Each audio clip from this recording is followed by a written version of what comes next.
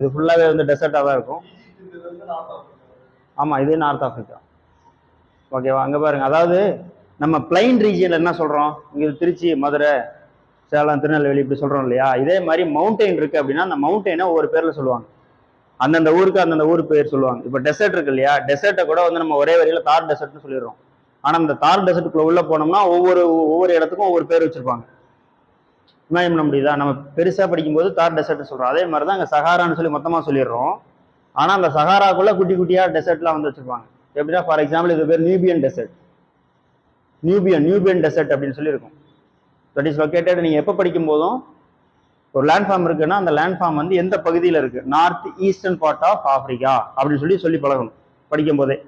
அது அப்படியே அங்கேயே இருக்குன்னு சொல்லிட்டு பார்க்கக்கூடாது. மேப்பில் பார்க்குறீங்கன்னா அப்படியே இருந்துக்கும். ஓகே, இந்த இடத்துல நியூபியன் டெசர்ட்டா அப்படின்னு மட்டும் நீங்கள் பார்த்துடக்கூடாது.